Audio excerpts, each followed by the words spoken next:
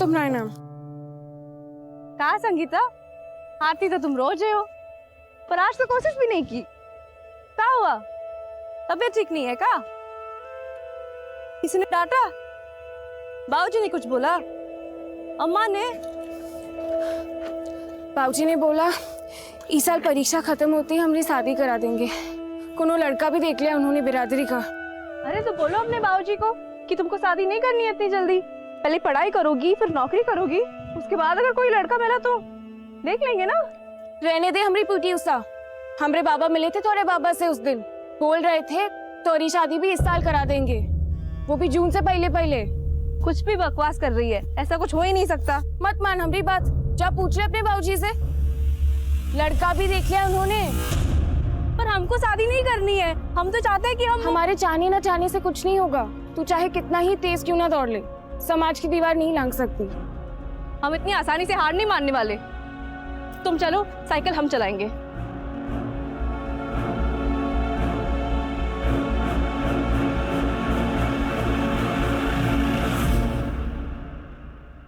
क्या हाल है बंसी? राम राम मालिक। चाय पियोगे? नहीं नहीं मालिक। गोपाल, क्या सुन रहे जी? तुम लोग जानवर का लाश उठाने से मना कर दियो। हड्डियां बूढ़ी हो चुकी है मालिक, वो अपना बोझ तो उठता नहीं है, तो जानवरों का कहाँ से उठाएंगे? और हमारे बच्चे तो ये सब काम करने से साफ मना कर चुके हैं मालिक। बच्चे कुछ ज्यादा समझदार हो गए हैं तुम्हारे। बोझा नहीं उठा सकते, झाड़ू तो उठाओगे, नालियां साफ करोगे ना? हाँ हाँ मालिक। मालिक 30 रुपए में पूरा नहीं पड़ता है। बगल वाले गांव में नाली साफ करने का 50 रुपए मिलता है। अच्छा, 50 रुपया चाहिए तुम लोग। अभी सर पे खड़ा मत रहो, जाओ पंच लोग से बात करके बताएंगे। मुंह में जुबान आ गया इन लोग को, कुछ करना पड़ेगा। क्या कहते नेताजी, 50 रुपया देंगे? बोले हैं कि देखेंगे, अब कि नहीं दिए ना तो काम छोड़ देंगे। 50 रुपया नहीं देंगे ना तो फिर हम सब मिलकर काम छोड़ देंगे। चलो मनोहर भैया, हम चलते हैं। रात में चौधरी के खेत की रखवाली करने जाना है। कहाँ बंसी भैया, दिन में खेत मजूरी, रात में रखवाली, थकते नहीं हो तुम? 3 बेटियां हैं भैया, दिन रात काम नहीं करेंगे तो कैसे पालेंगे पोसेंगे, कैसे शादी ब्याह करेंगे? चलो अच्छा हम चलते हैं। हाँ भैया हाँ।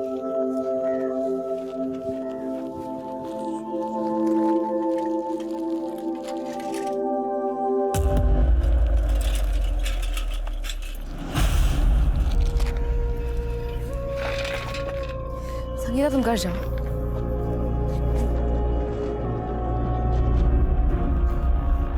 हम शादी नहीं करेंगे, हम बता देते आपको।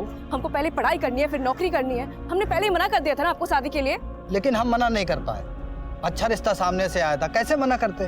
तो अच्छा खासा दहेज भी मांगे होंगे, कहाँ से देंगे इतने दहेज? हाँ वो हम देख लेंगे।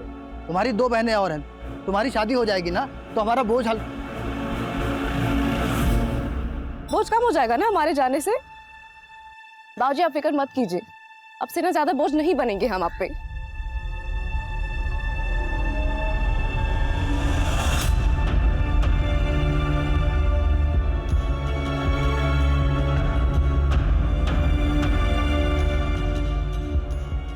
उषा दी हमरा चॉकलेट।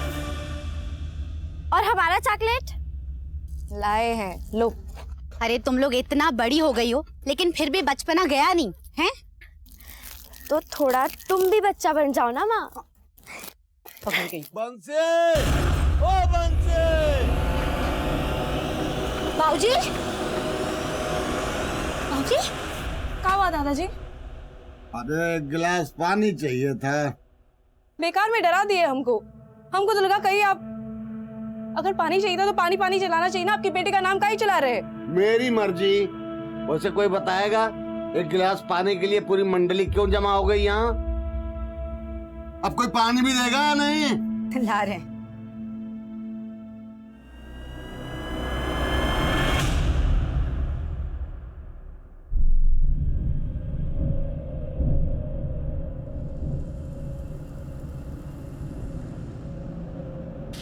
कहे गई उषा? प्यास लगी है, पानी पी के आते हैं। ठीक है, तू जा पानी पी कर आ, हम चले रेस जीतने। तुम निकलो आगे, हम फिर भी तुमको ओवरटेक कर लेंगे, देख लेना। देखते हैं।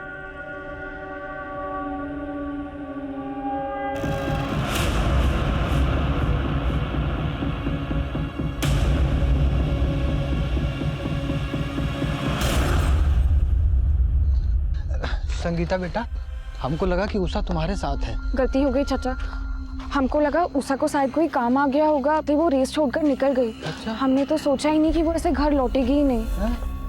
अरे का हुआ वंशी, इतनी रात को कहाँ जा रहे हो? कुछ खो गया का? ओ भैया, हमारी उषा बिटिया ना कहीं। वो हमारी उषा बिटिया की पायल खो गई है, तो वही हम लोग ढूंढ रहे थे। अब इतनी रात में तो मिलेगी नहीं, सुबेरे ही ढूंढना पड़ेगा ना। चलो मीरा, चलो। आप झूठ काहे के लिए बोले? तो क्या कहते हैं? हमारी लड़की गायब हो गई है, मिल नहीं रही है। अरे कितनी बदनामी होती, लोग काका बातें बनाते, समझ रही हो तुम? लेकिन चाचा, आप उषा को ढूंढेंगे कैसे?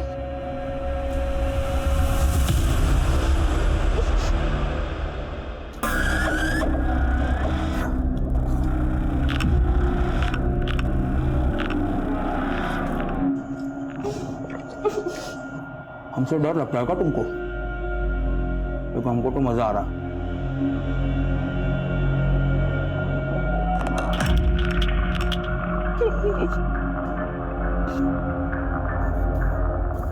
कार्यक्रम का शुरुआत तो हम करेंगे।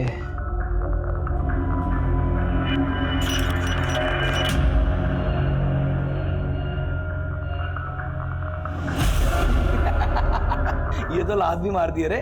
तू बैठा बैठा क्या कर, जा ना, थोड़ी सी मदद करना। हाँ ना। निकाल कपड़े, निकाल उसके। आजा।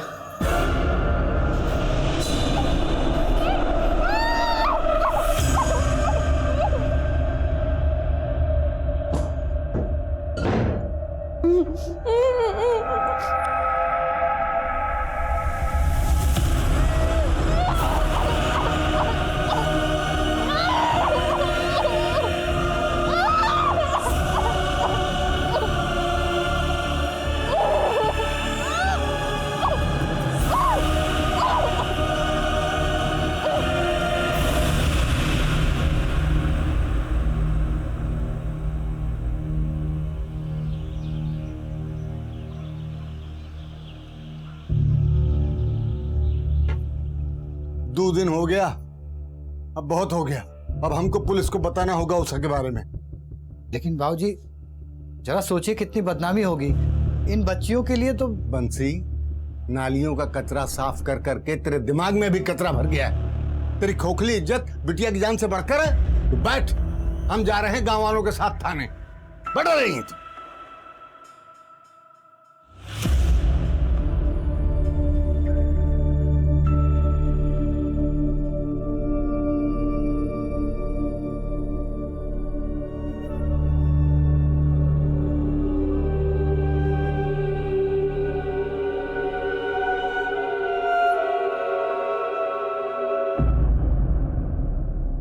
अरे हम खोज निकालेंगे आपकी बेटी उषा को।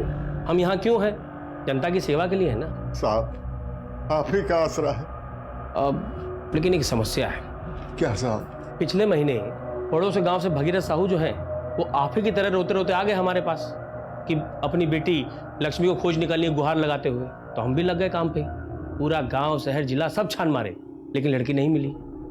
और 4 दिन बाद लड़की अपने आप लौट आई, वो भी शादी करके दूसरे जात के लड़के के साथ। हमारी उषा ऐसी नहीं है साहब। अरे हम कब कहे कि उषा ऐसी है, लेकिन शिकायत दर्ज करने से पहले थोड़ा जांच पड़ताल कर लें।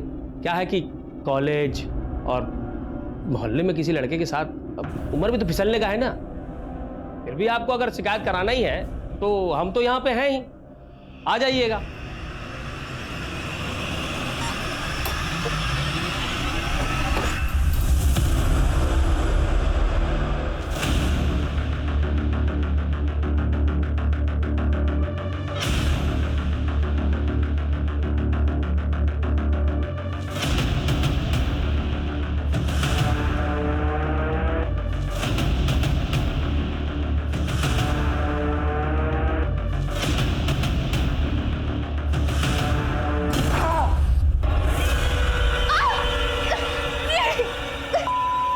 डंडा मारेगी? क्या हुआ? अभी तक तो कुछ नहीं हुआ। इसको बाहर निकालो। ओए, निकाल इसको।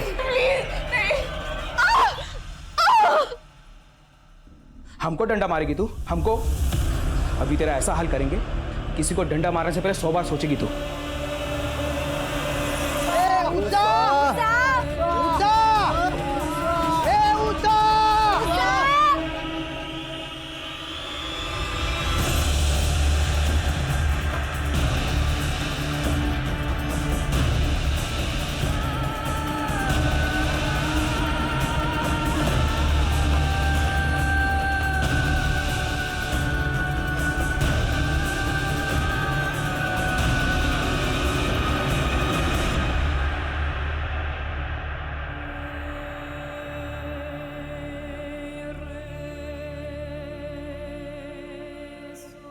देखिए, शिकायत तो हम दर्ज कर लेंगे, लेकिन इतना बात याद रखिएगा कि जब हम आपकी भागी हुई बेटी को उसके पति समेत सौंपेंगे ना, तो समझ में नहीं आएगा कि बेटी के मिलने की खुशी मनाए कि इज्जत मिट्टी मिलने का शोक। सोच लीजिए, आपस में विचार विमर्श कर लीजिए। अगर फिर भी लगता है कि रिपोर्ट लिखाना ही है तो आ जाइएगा यहाँ पर, हम यहीं हैं जनता की सेवा के लिए।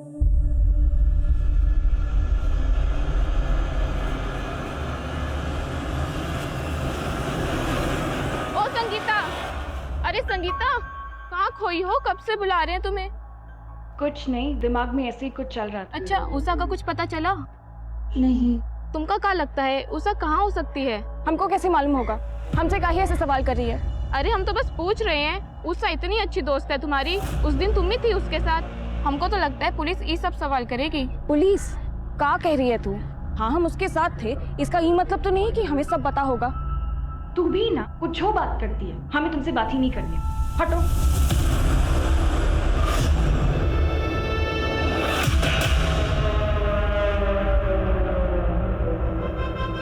बाबूजी, हम संगीता से बार बार पूछे, वो बोली कि उषा की किसी लड़के के साथ दोस्ती थी ही नहीं।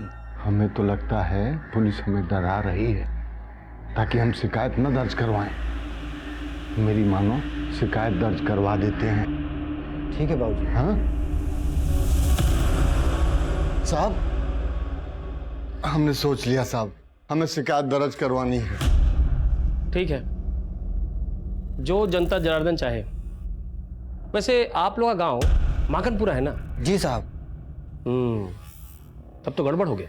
क्या है ना कि माकनपुरा हमारे थाने के अंडर नहीं आता। तो हम क्या करें साहब? आप लोग एक काम कीजिए, दौलतपुरा पुलिस स्टेशन चले जाइए। वहां का जो SHO है वो भी हमारे तरह ईमानदार है, आप लोग की पूरी मदद करेगा। ठीक है, चलिए।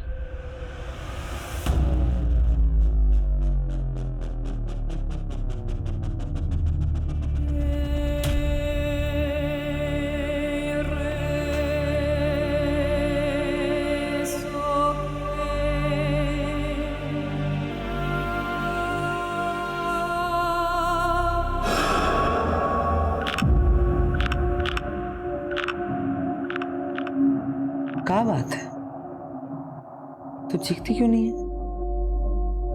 चीख सुने बिना मजा आता है? कहा दर्द सहने का आदत हो गया है। कोई बात नहीं, दर्द देने का और तरीका आता है हमको। बाबूजी, हम मनोहर के साथ दौलतपुरा पुलिस स्टेशन जा रहे हैं, रपट लिखा के ही आएंगे। बंसी भैया, अभी अभी नंदू खबर किए कि मंदिर के पास वाले पेड़ पे ना एक लड़की की लाश लटकी पड़ी है। चलो चलो।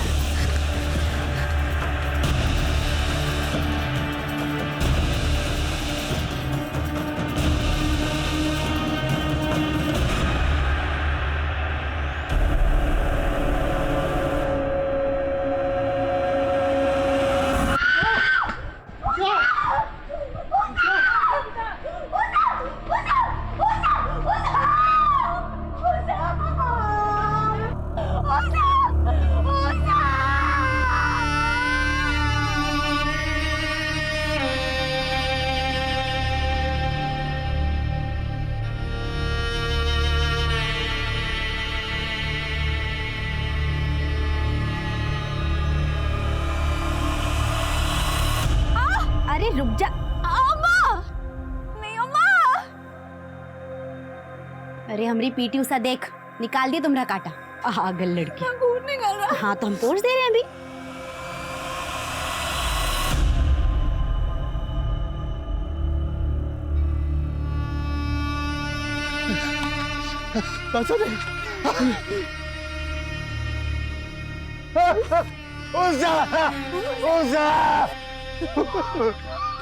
हमें पुलिस के आने तक ना पड़ेगा चाचा जी। हमें कह रहा है वो आ रहा हूँ।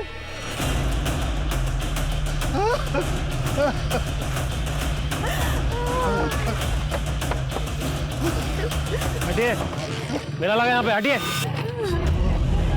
हटिए। गणेश, यस, उतरवा ला उसको और सौंप दे परिवार वालों को अंतिम संस्कार के लिए। ये सब आप ही की वजह से हुआ है।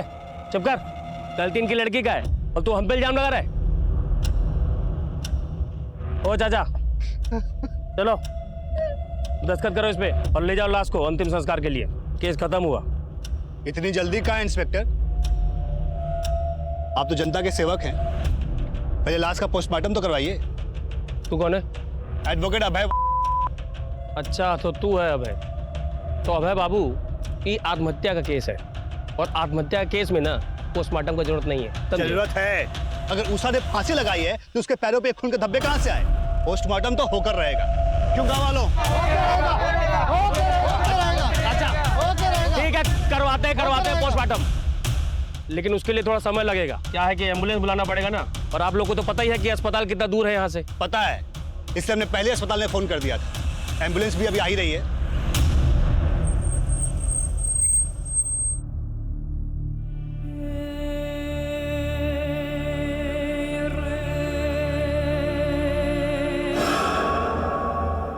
गणेश, यस, तू भी जा साथ में। ठीक।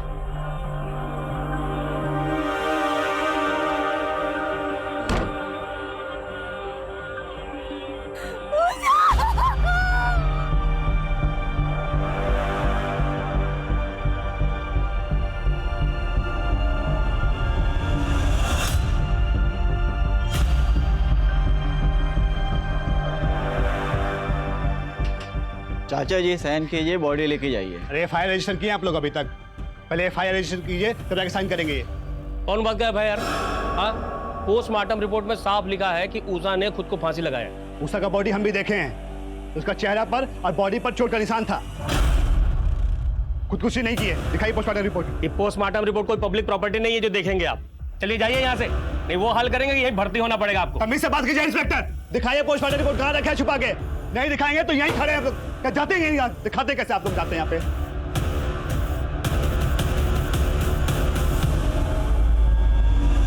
लखन जी, आप लोग जिद छोड़ दीजिए, बॉडी गल रही है। ठीक यही होगा कि आप लोग जल्द से जल्द उषा का अंतिम संस्कार कर दे। डॉक्टर साहब, हम लोगों में कुंवारी लड़की को जलाया नहीं जाता।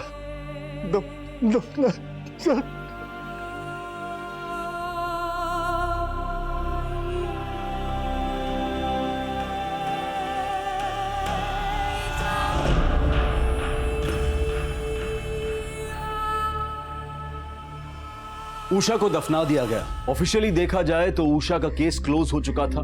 पोस्टमार्टम रिपोर्ट कह रही थी कि उषा ने आत्महत्या की थी, लेकिन हकीकत कुछ और ही थी। उषा के साथ न सिर्फ बलात्कार हुआ था, बल्कि उस मासूम ने 4 दिनों तक अमानवीय यातनाएं भी भुगती थी। कौन थे दरिंदे और क्यों हुआ था उषा के साथ इतना भयानक अपराध?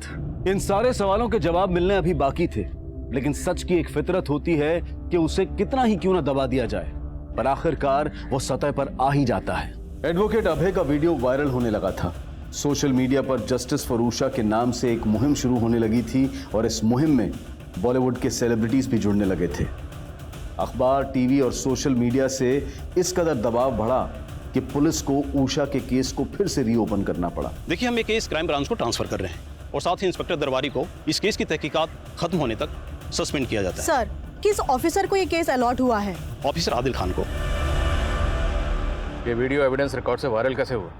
सर, लोकल पुलिस थाने से लीक किया होगा किसी बेवकूफ ने, शायद पैसों के लालच में।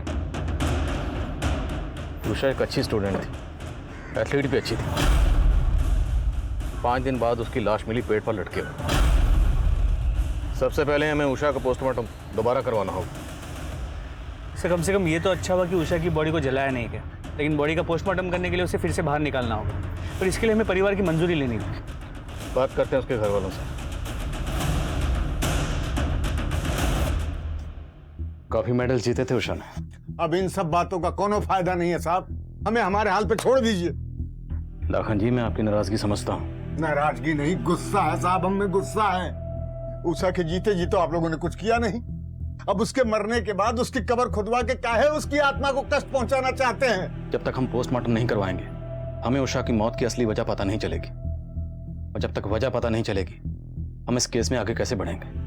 चाचा जी, उषा को इंसाफ दिलवाने के लिए हमें कोशिश तो करनी होगी। ठीक है साहब, हम तैयार हैं। लखन जी, मैं वादा करता हूं इस बार उषा को इंसाफ जरूर मिलेगा।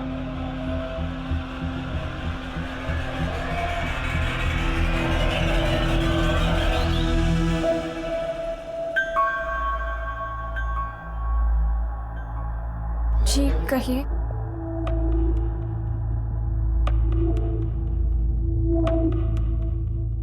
जिस दिन उषा गायब हुई थी तुम उसके साथ थे, क्या होता उस दिन? डरो नहीं, बोलो।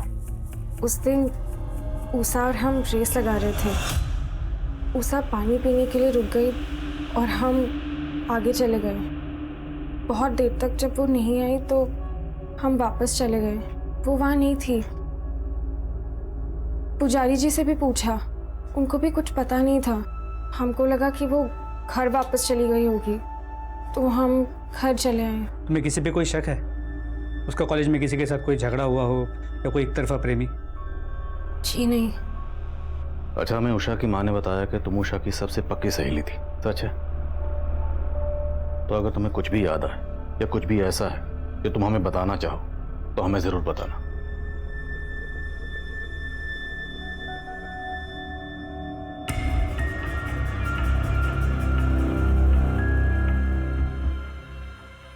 बाबा, हम अभी आते हैं। सच सच बताओ, उषा के साथ ये जो कुछ भी हुआ उसमें तुम भी? हम कैसे मान ले तुम्हारी बात? ठीक है, लेकिन कल अगर हमें पता चला कि इस सब में तुम भी शामिल थे ना, तो हम खुद जाके पुलिस को तुम्हारे बारे में बताएंगे।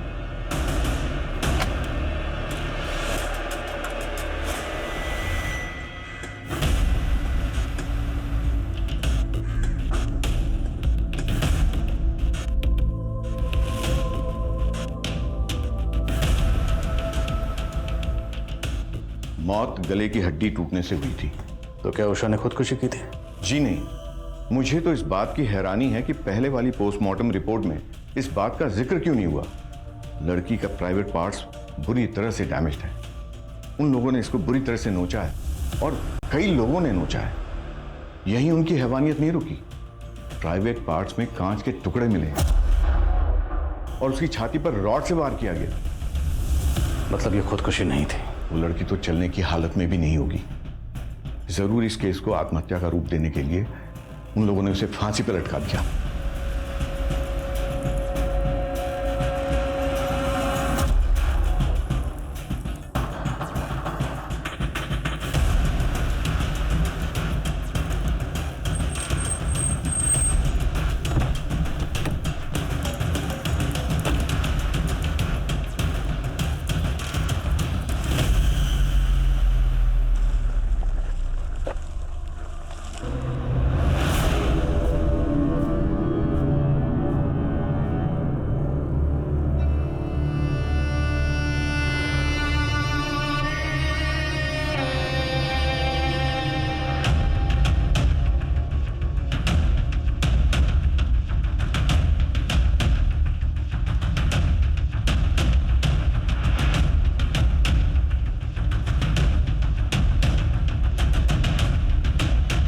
लाश को इतनी ऊंचाई पर ले जाकर टांगा गया।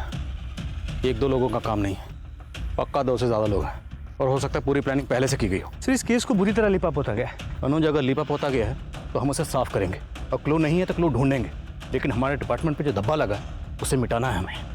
फिर इस मंदिर का पुजारी उषा की बॉडी मिलने के बाद से गायब है। और ये तो मुझे अब बता रहे। आई एम सॉरी सर, लेकिन उस पुजारी के पीछे हमने खबरियों को लगा दिया है। ढूंढो उस पुजारी को, हो सकता है उसने उन लोगों को देखा हो। ये पुजारी मुझे जल्द से जल्द हिरासत में चाहिए। जी सर।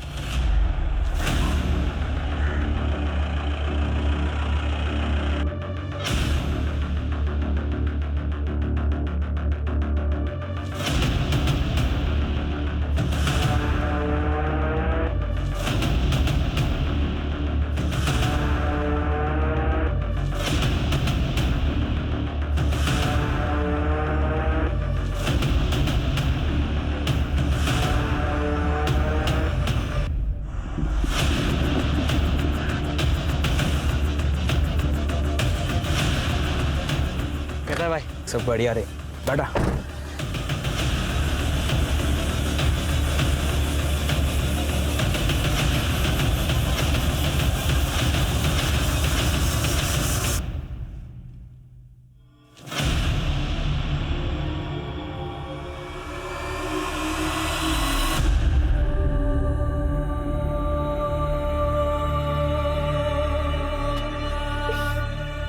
कहा दादाजी, काहे इस प्याज के पीछे पड़े हो? अरे हम कहाँ पीछे पड़े हैं, ये प्याज हमारे पीछे पड़ा है। रुला दिया कम बखत ने। कहा बनाना है आपको, हमको बताइए, हम बता सकते हैं। छोड़ो छोड़ो ये सब। अरे हमें अपने लिए नहीं, तुम्हारी माँ को अचानक नानी के पास जाना पड़ा और यहाँ बच्चियाँ भूखी हैं। अरे तो बुला लिए होते ना हमको, हम तो वैसे भी संगीता के घर पे टीवी देख रहे थे। अरे आप बैठिए, पूजा कीजिए, ये पेट पूजा का जिम्मा ना हम पे छोड़ दीजिए, ठीक है? जाओ।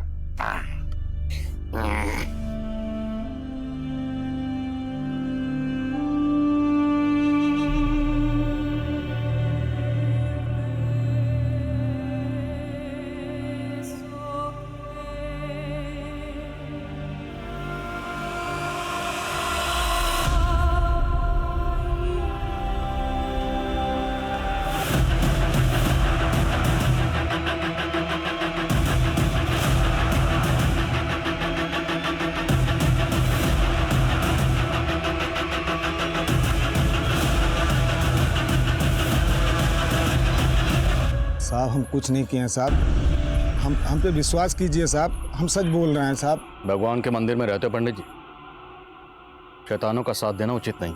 हम सच बोल रहे हैं साहब, हम कुछ नहीं जानते हैं साहब। तो चुप क्यों गए थे, भाग क्यों गए थे? वो उषा की फांसी के बाद जब सारे गांव वालों को पता चली साहब, वो हमसे झगड़ा करने लगे, हमें मारा पीटा और हमारा हाथ तोड़ दिया साहब। देखो जैसे हम उषा का लाश देखे ना, हम सबको तुमको सूचना दिए हैं। हम कैसा है? अरे कैसी बात कर रहे हैं साहब? वो उषा का फांसी का वीडियो हम ही बनाए थे।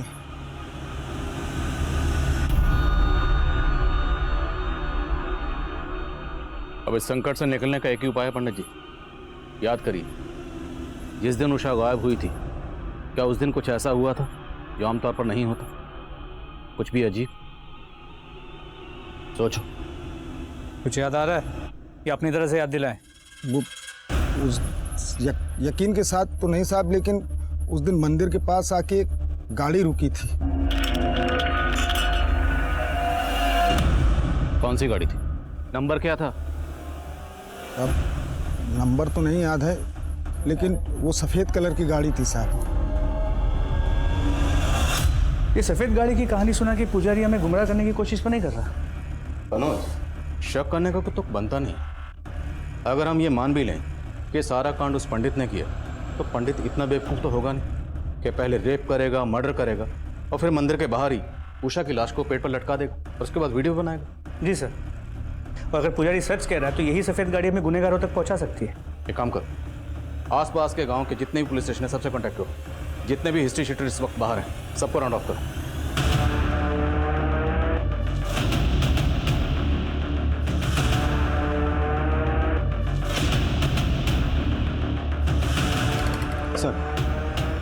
सर संगीता के पीछे जो खबरी लगाए थे उन्होंने इन्फॉर्मेशन दी है। संगीता फोन पे किसी को धमकी दे रही थी और उषा के मर्डर के बारे में बात कर रही थी। संगीता से दोबारा मिलना पड़ेगा। उषा ने शायद किसी अपने से ही धोखा खाया।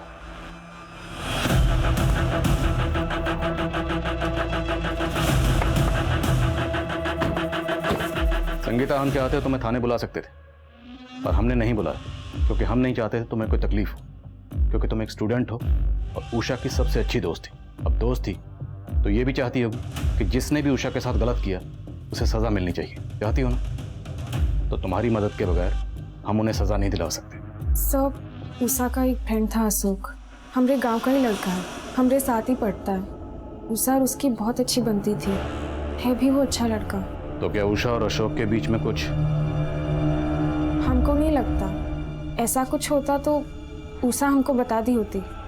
मुझे इस अशोक का फ़ोन नंबर और एड्रेस चाहिए। अच्छा, तुमने उस दिन किसी सफ़ेद रंग की गाड़ी को नोटिस किया था? सफेद गाड़ी शायद देखी थी, लेकिन हमने इतना ध्यान नहीं दिया। साहब, उषा सिर्फ हमारी दोस्त थी, इसके अलावा हम दोनों के बीच ऐसा कुछ नहीं था। हमारा ध्यान तो सिर्फ पढ़ाई में ही रहता था। फिर संगीता को ऐसा क्यों लगता है कि उषा के साथ जो कुछ भी हुआ वो सब तूने किया है? क्या संगीता ने आपको ऐसा कहा? वो तो हमें बहुत अच्छे से जानती है, वो ऐसा कह ही नहीं सकती साहब। ठीक है, जा, लेकिन जरूरत पड़ी तो दोबारा बुलाएंगे। हाँ साहब।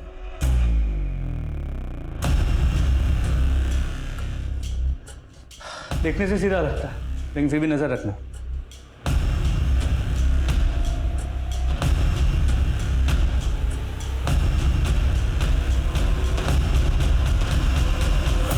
साहब, धोल विहार गांव में देखिए, वहाँ का इलाका काफ़ी सुनसान है। वहाँ सफ़ेद रंग की कार रात को कई बार देखी गई है। साहब, हमने ही नहीं, हमारे अलावा काफ़ी लोगों ने देखी है। धोल विहार? हाँ। कहाँ पे है जगह?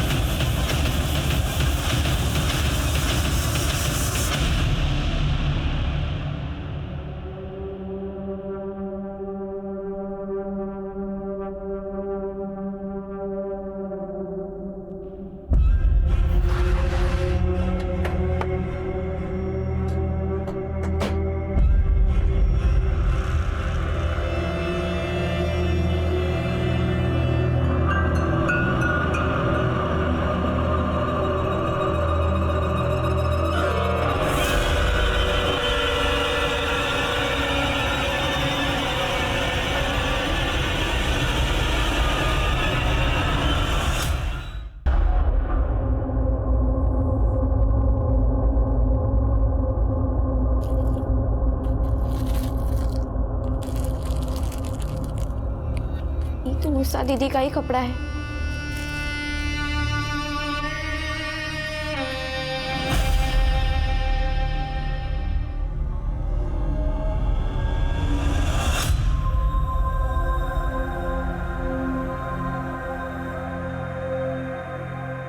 आओ बेटा, आओ दिखा। उषा, तुम कहती थी ना कि चप्पल पहन के दौड़ना बहुत मुश्किल होता है। देखो, हम तुम्हारे लिए कार लेके आए। ये कहाँ से मिला आपको बाबूजी? अरे छोड़ ना, तू पहन। इसको पहन के ऐसा रहेगा जैसे कि हम उड़ने वाले हैं। इसीलिए तो तुम्हारा नाम उषा रखे हैं, पीटी उषा के नाम पे। जब तुम मैदान में दौड़ोगी ना तो सब लोग चिल्लाएंगे, उषा उषा उषा उषा उषा उषा उषा। ये हमारी उषा का ही जूता है। सर, एक लोकल पॉलिटिशियन है, त्रिलोक राजपूत। ये बंसी और उसके बिरादरी के लोगों से चिढ़ा हुआ था क्योंकि ये लोग दिहाड़ी बढ़ाने की मांग कर रहे थे। बुलाओ इसे थाने। सर। तुम यहाँ क्या कर रहे हो? तुम्हारा सस्पेंशन तो अभी खत्म नहीं हुआ। खान साहब, हम गलत नहीं हैं। हम माकनपुर के हवा पानी मिजाज से अच्छी तरह वाकिफ हैं। ये गांव वालों को तो ऐसे ही चलता रहता है। अब आप सोच लीजिए कि अगर केस सॉल्व नहीं कर पाए ना तो बहुत जगह सही होगा। तो मेरी फिक्र छोड़ो, अपनी फिक्र करो। एक बार सबूत मिल गया ना तो सबकी हवा पानी टाइट कर दूंगा। सदियों पुराना बात कर रहे हैं आप इंस्पेक्टर। वो मामला कब का हवा हो चुका है। हम खुद पंचों से मिलके बंसी और उसके साथियों का मजदूरी कब का बढ़वा दिए हैं। फिर भी बात चुभी तो होगी आपको। कल तक जो लोग आपके सामने नजरें झुकाकर चलते थे, आप सीना तान कर चल रहे हैं, बुरा तो लगता होगा।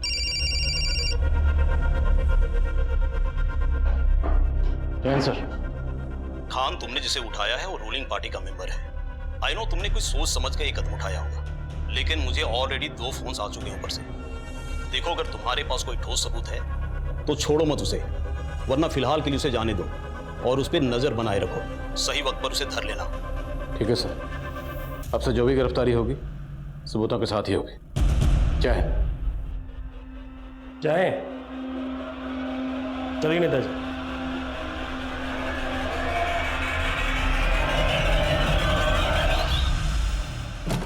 हमें अपनी तहकीकात का तरीका बदलना होगा।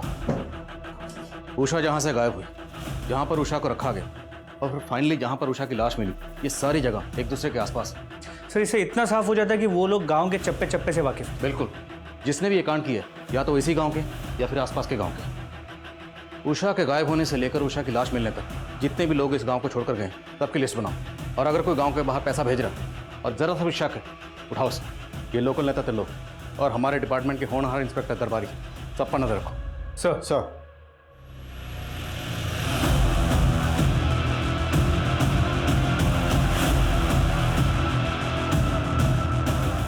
सर, ये उन 15 लोगों की लिस्ट है जो लोग गांव से बाहर गए। इन सब के बारे में पता किया, 13 लोगों से बात भी हुई, क्रॉस वेरीफाई भी की। सब अपनी बताई हुई जगह पर ही थे। सर, लेकिन इनमें से 2 नंबर क्रॉस चेक नहीं हो पाए। ये दोनों कॉलेज स्टूडेंट हैं, सुजीत सिन्हा और दर्पण सिन्हा। हमने इनके कॉलेज में इंक्वायरी की तो पता चला कि 15 दिन से वो कॉलेज नहीं आ रहे। इन दोनों के कॉल डिटेल्स निकलो। जी सर, इन दोनों के कॉल डिटेल्स में एक कॉमन नंबर है, किसी कमल चौहान का है। जिस दिन उषा गायब हुई थी, सुजीत, दर्पण और कमल तीनों की मोबाइल की लोकेशन मंदिर के पास की है। सर, उसके बाद लगातार 5 दिनों तक इन तीनों की लोकेशन उसी जगह की थी जहाँ पे उषा को रखा गया था और टॉर्चर किया गया था। ये लोग जहाँ भी हैं ढूंढ निकालो इन्हें। उषा के कातिल यही। सर, तीनों के फोन स्विच ऑफ है, इसलिए करंट लोकेशन का पता नहीं चल पा रहा। लेकिन 3 दिन पहले सुजीत का फोन कुछ टाइम के लिए स्विच ऑन हुआ और उसकी लोकेशन थी पुणे का विट्ठल नगर। पुणे? क्यों खान साहब, पुणे जा रहे? आ गए तुम, मालूम था। दर्शन देने जरूर आओगे। समझाने आए हैं सर। आप तो एक केस के लिए आए हैं, खत्म होते ही चले जाएंगे। रहना हम ही को यहाँ पर है, काहे संतुलन बिगाड़ रहे हैं सर? कैसा चल रहा है, चलने दीजिए। तुम्हें कुछ कार मैकेनिक का या कोई और काम आता है, सीख लो, काम आएगा, क्योंकि तुम्हारी नौकरी अब जाने वाली।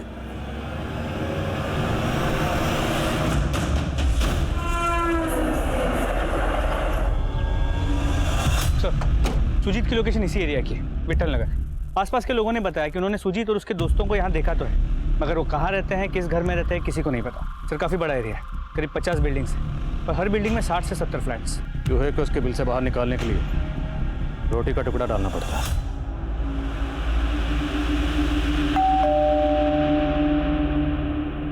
हाय मैम, हम आर्थर पिज़्ज़ा से। हमने आपके एरिया में एक नया आउटलेट खोला है और हम यहाँ सर्वे के लिए हैं। कुछ सवालों का जवाब दीजिए और ये पिज़्ज़ा आपका फ्री, साथ में कोल्ड ड्रिंक का वाउचर भी। तो मैम, आपके घर में कितने लोग रहते हैं? मैं रहती हूँ, मेरे हस्बैंड है और मेरी डॉटर।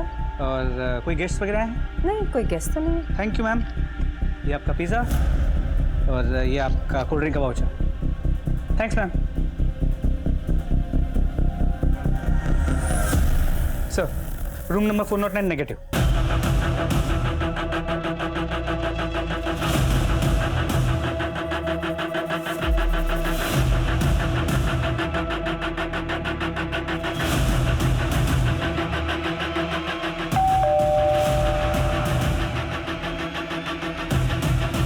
कहिए। सर, पिज़्ज़ा डिलीवर हो गया। मैं पिज़्ज़ा मंगाया नहीं था, किसने भेजा? तेरे ससुराल वालों ने।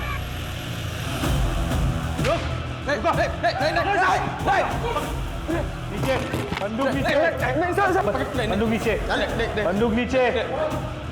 देख, तू मरेगा, तेरे साथ दोनों दोस्त भी मरेंगे। कमल, गोली मत चला। कमल, बंदूक रख दे नीचे, गोली मत चलाइए। ला दे, इसे हम सराहने के नीचे लेकर सोते हैं। चल। उषा को इतनी बेरहमी से टॉर्चर क्यों किया? क्या दुश्मनी थी तुम तीनों की उषा से? 3 नहीं सर, 4 लोग थे। चौथा कौन? अशोक।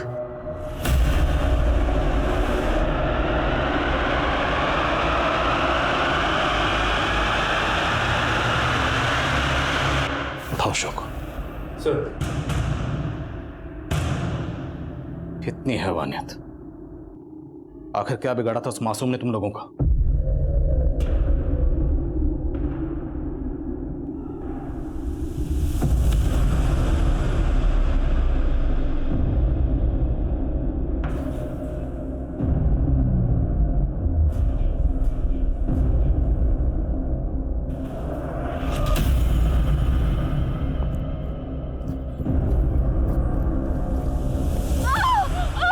कहाँ भाग रही थी?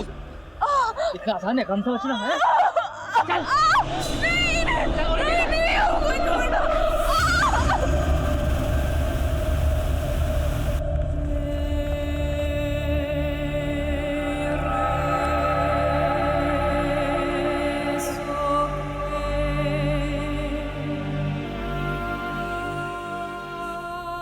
उषा को पहली बार तब देखा था जब कॉलेज की दौड़ में हिस्सा ले रही थी। दौड़ तो वो जमीन पे रही थी, पर बिजली हमारे दिलों में दौड़ गई। उषा जैसी कोई थी नहीं दूसरी गांव में। चढ़ गई हमारी नज़रों में, लेकिन यह अशोक को उससे प्यार हो गया। मान ही नहीं रहा था। बहुत मुश्किल से समझाया और फिर बनाया प्लान, क्योंकि हम जानते थे उषा कब और कहाँ होती है।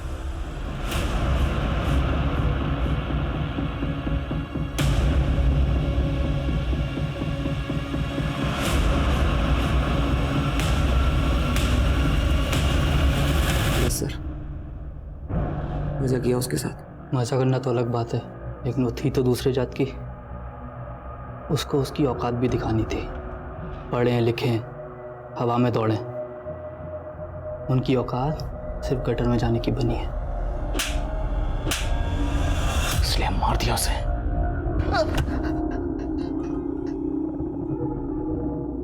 उषा तुझे अपना अच्छा दोस्त मानती थी, अच्छी दोस्ती निभाई तूने।